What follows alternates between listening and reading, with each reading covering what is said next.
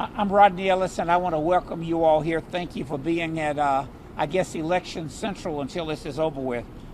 I'm especially thankful to Harris County Elections Administrator Clifford Tatum and his team for their tireless efforts working on the front lines to protect our democracy.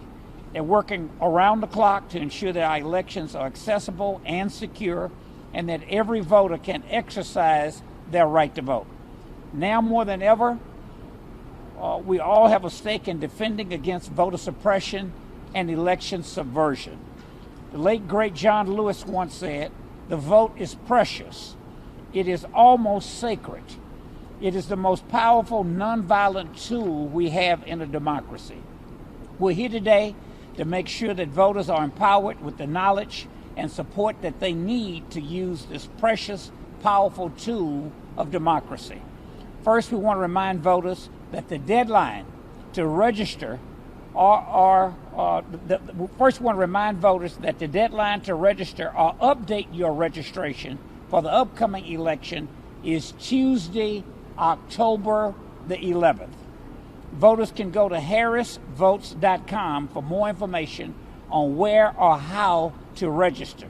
People can find applications at their post office or their library. Don't delay. Make sure you're registered to vote and try to do it today. Do not wait. We also want to make sure that voters who are eligible to vote by mail have the information that they need. I'm following my script because a new state law has been changed. I want to make sure that I'm complying with the provisions of that law. In 2021, Texas passed Senate Bill 1, one of the most restrictive voter laws in the nation, adding significant hurdles to the vote by mail process. Voting rights advocates raised the alarm that voters, primarily seniors and voters with disabilities, would be unfairly disenfranchised. They were absolutely right. In March of 2022, Texas experienced an alarming increase in vote by mail rejections. Over 12% of all mail ballots submitted statewide were rejected under the new voting rules, compared to 1% in the 2020 general election. That's according to the Texas Tribune. In Harris County, the numbers are even more alarming. The Elections Administrator's Office previously reported that 19% of mail ballots were rejected due to Senate Bill 1. By comparison, only 0.3. Catch that again. By comparison, only 0.3 of mail ballots were rejected in Harris County in the 2018 primary elections. Harris County communities with large African American populations, like Precinct 1 that I represent, were 44% more likely to have mail ballots rejected, according to an analysis in the New York Times.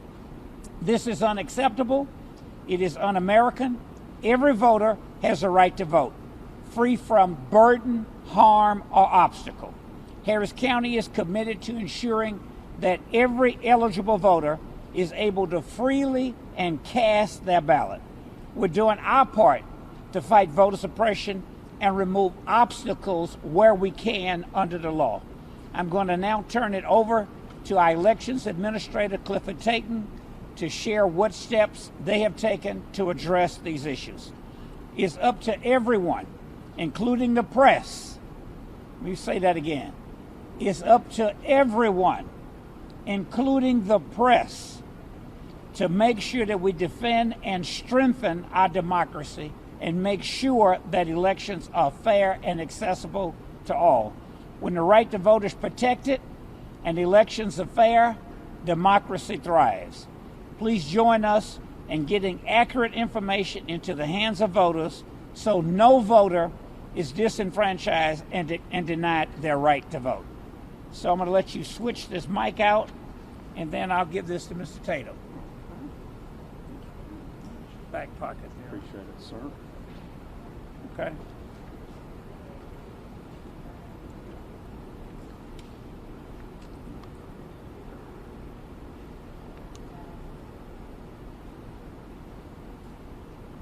Good.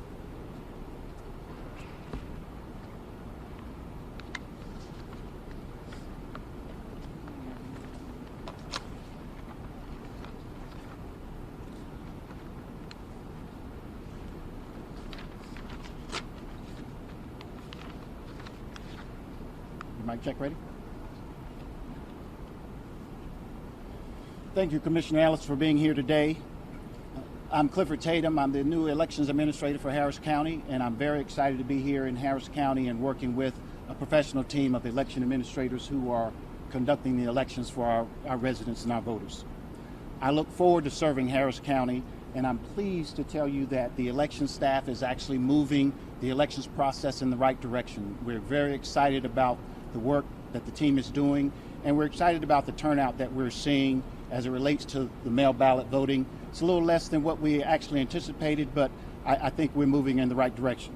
As Commissioner Ellis pointed out, the previous elections we saw a small decline or a large rejection in the number of ballots that were processed and tabulated on election night. And what we're seeing now is actually a fairly good trend in the terms of the applications that are being processed and the applications and the number of ballots that have been processed to be mailed out. To date, we've received over 66,000 mail-in ballot applications. To date, we've processed over 66,000 ballots to be processed through the mail and mailed out to the voters. Our voter education team is out in the field on a daily basis conducting grassroots operations to explain to the voters how to request an absentee ballot, if they're requesting an absentee ballot, how to process the application, how to return that application to us, and then, of course, how to vote the ballot when they get the ballot at their home. As it relates to election preparations, we have over 99 early vote centers that will open for the November 8th election. Early voting begins on October the 24th and runs through November the 4th. We are encouraging all voters to turn out early. Don't wait for the last day, which is November 8th, to cast a ballot. You have the entire early voting period. We will have 782 polling place locations open on Election Day. We are training over 1,600 election judges, presiding judges, as well as alternative judges.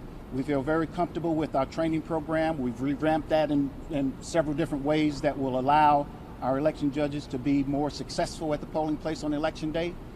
But as the Commissioner pointed out, we need all our stakeholders, the media, our advocacy groups, our campaign groups, to get the message out. There's 3 ways for our voters to vote. They can vote by mail if they're eligible to request a ballot.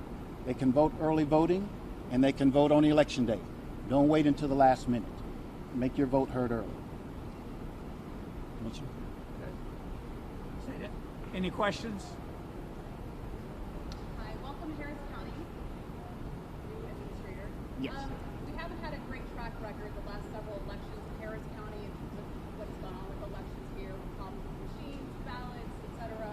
What have you done differently? What changes are you implementing to make sure we don't have these issues we've had the last several elections? Thank you for the question. So the staff has, from the previous elections, embarked on a path to improve the elections voting process. So what we know we've done is we've added a small device to our Duo voting machine, which will assist the voters in inserting their paper ballot or their what we call a print voter record into the machine in the correct angle so that we don't see the same type of paper jams that we saw on Election Day. We have revamped our training program to give our election judges more hands-on processing and setting up the machines and troubleshooting the machines to the extent that the machines encounter some problem on Election Day. And we've changed the paperwork training a bit so that we're ensuring that our election judges know what to do with the paperwork as it relates to reconciling the votes and the number of voters that turned out on Election Day. Yes, ma'am. What security measures are being taken to ensure voters that their ballot working is passed correctly? So security cuts across the board in a number of different ways. So we are working with an elections task force to ensure that security is what it needs to be during the early voting process and for Election Day. But we also encourage our voters to understand what their rights are, what their responsibilities are as it relates to casting a ballot, and arming our voters with the right information. What are they able to do at a polling location? Can they take a sample ballot into the polling location to speed up the process of casting ballots? So all of that factors into what the security footprint looks like on Election Day. Know your rights, know what your responsibilities and obligations are, And I'll repeat, show up early to vote so you're not standing in line on election day. We weren't here primary night, but I guess it was alarming for a lot of people, especially 6,000 uncounted ballots that were found later on. What are you doing to ensure this time around, on this election night, that won't happen? Well, there's a number of protocols, processes, and procedures that's been put into place to avoid that type of issue from occurring again. And it becomes a matter of checks and balances, just a sanity check. Did we dot the I's and cross the T's? And I'm pleased to say that the things that I've seen the team implement and that I've seen take place during the logic and accuracy testing, which was here a couple of weeks ago, we're on the right track to ensure that that type of thing doesn't happen in this coming election. Commissioner Ellis cited some alarming numbers, but if you look at the other numbers, it got much better. The primary runoff, the Democratic primary, 17% mail-in ballots were rejected. It went down to 6% in the Democratic primary runoff. The Republican went from 20% to about 10%. So the numbers improved. Why do you think the numbers are better? Is it because Texans are getting more used to SB1 and the changes? And what do you think needs to be done to make sure people that didn't vote in the primary are doing it right with the judge? So your question in many ways answers the question. Yes, because our residents have seen this process once, twice, 3 times.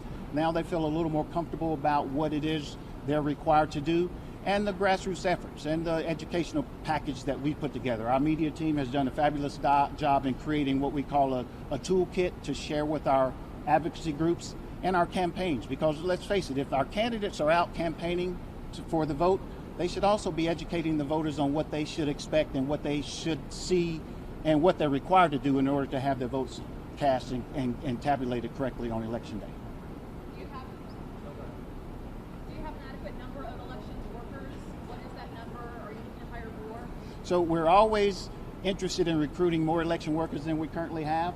We've recruited over 1,600. We need more. So if we have folks out there in the county that's willing and are able to work, we ask them to visit our website, harrisvotes.com, and to sign up to be an election worker. And it may be that we'll put you in a reserve status so that what we always know is someone won't show up on election day. So we encourage everyone that's willing to sign up to work, and we'll fit you into the program somewhere along the way. So you have 1,600. What number would you like to get? So 1,600 presiding judges, and that means presiding judges and alternate judges. Clerks gets to the number of 3,000 to 4,000 or so. So comfortably 6,000 workers is what we'd like to see. I think we're right at 5,000 or so. So maybe another 1,000 would be very helpful for us to identify reserves to the extent that we need them. Can you tell people, if they didn't vote in the primary, what's the biggest change they need to know because of SB1 when they go to vote in this general election? Well, so the biggest change relates to the methods in which you can vote. If you're voting by mail, then you certainly have to be eligible and you have to provide the required documentation and information in order for your application to be processed and in order for your ballot to be counted. And then, of course, early voting and election day. The educating the voters on what the requirements are is most important. And the election administrator has a finite amount of resources as it relates to grassroots efforts to truly getting the word out to all of our voters, which is why we rely on you, the media, and our stakeholders to continue the message beyond what you're seeing today. And so getting the word out is the most important thing that we can do. And it's almost a each one teach one. If you know 3 or 4 or 5 people, spread the message. Everyone is not going to listen to the news. Everyone's not going to watch Twitter, Facebook. So there's different avenues of communication that we need to exercise in order to get the folks to exercise their right to vote. Yes, ma'am. Can you explain more about the community events that will allow votes to practice on the machine? So thank you. So we do have an excellent outreach program, and we have roughly 22 voter education coordinators that are out in every Commissioner's Court precinct on a daily basis conducting outreach events. And those range from being conducted at the different recreation centers to county facilities to private facilities. And basically what's happening is our team is taking the actual voting machines out to those locations. We're conducting Q&A sessions, and we're allowing the voters to put their hands on the machine to process and to understand how the machine works. Now, that's a very good question because we're seeing a lot of virtual interaction with our voters, And the virtual interaction is good as it relates to sharing information, but there's nothing like putting your hands on the machines. And we'll have videos that will be available on our website that will show the voter how the machine works, but actually putting your hands on the machines is really what we want our voters to turn out to do, and to feel comfortable with how the machine works and what they're expected to do on election day. Are you adding any additional polling locations because it's a midterm and it's expected to be such a high turnout election? So we identify the number of 782, and that was, as you recall, there's 1,165 voting precincts, and so because Harris County is now what we call a county-wide vote system, that means that a voter can go to any location to cast a ballot. So you don't have to go to the polling location that's closest to your home or that's closest to your job. If you happen to be running to the grocery store, there's likely a vote center that's located somewhere close to any particular location that you're going to throughout the county, and you're able to stop there and cast a ballot. So we felt like 99 early vote centers was the right number for this particular election, and 782 is the right number for this particular election as well. So projections wise, and it's always dangerous to project right, so we prepare for the most and understand that if we don't get the most, then we're prepared for it. We're projecting approximately 65% turnout, might be a little higher than that. We see that 70% of that 65% typically turns out during the early voting process. So the 99 I think we'll handle, and the 782 would be more than plenty for election day itself. Any others?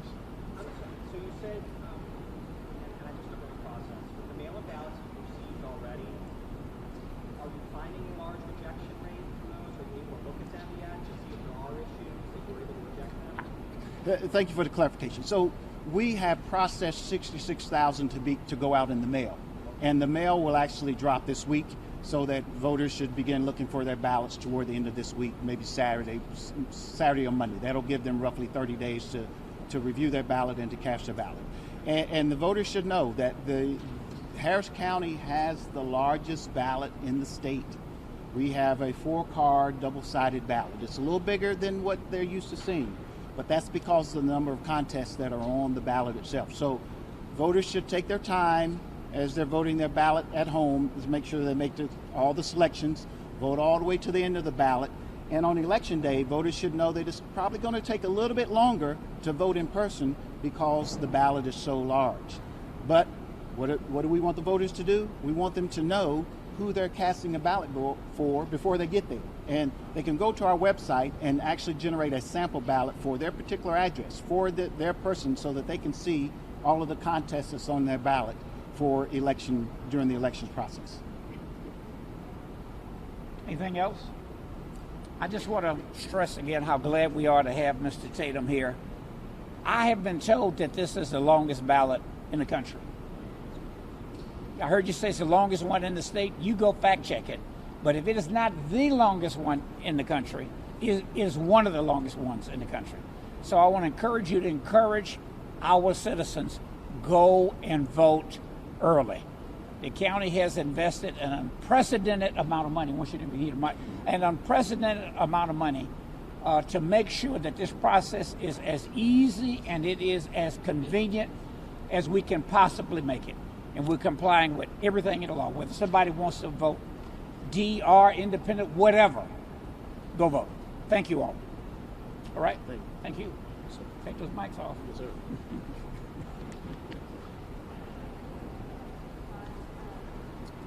Yeah, this weather's perfect. It was raining in D.C., but I got back here late last night. I couldn't wait to.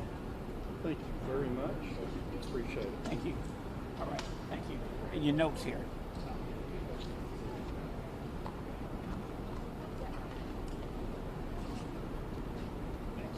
Thank you, buddy.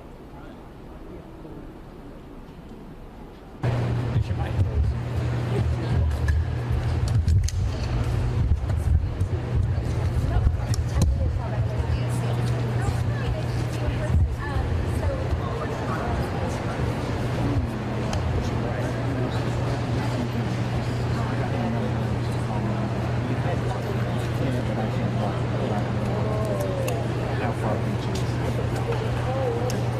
You have to pass on to me and my staff. Okay. All right. All right. Thank you. So, Leah, do we want to, I want to walk the commission around. Do we want these folks to trail us a little bit, or you want to wait until the week? So we have this thing that's set up next week where we're going to give meeting full access to the Big hotel. tour of the They're process. going to give you all the tour next week. Yeah. Because you have to give me one. I mean, yeah. Is that okay? Is that all right? Yeah. And then all of them will be here. Yeah. But I may not come back next week. You won't come back. No. So we've got the voting machine set up as well in case you guys want a demo. What is that? So next week, we haven't decided the date exactly yet, but as soon as we do, we'll let you know. We're going to do... Yeah, so these are the demonstration machines, and this is what we've been taking out into the community.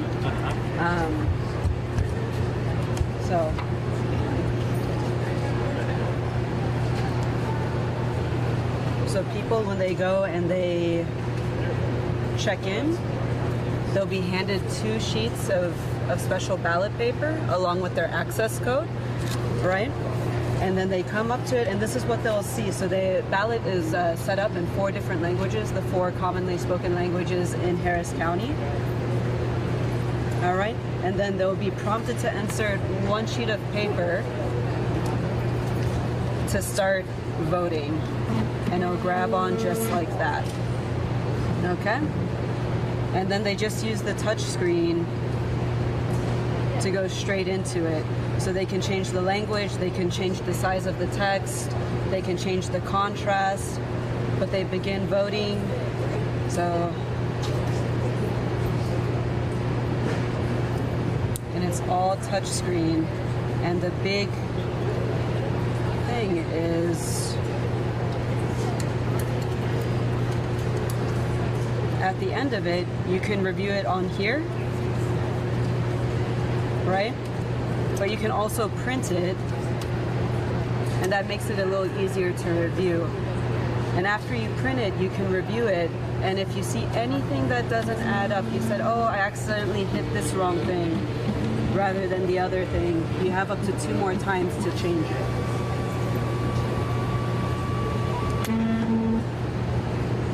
Okay, so it says take your printed vote record. Okay, and with the 2-page ballot, this is when you would insert your second page.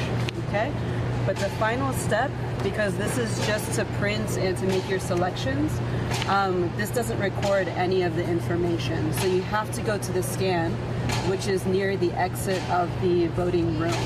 So you'll go to the scan, and it'll tell you to insert it, and you want to do it again, 1 at a time. Okay. So it doesn't matter which way it goes, you insert it.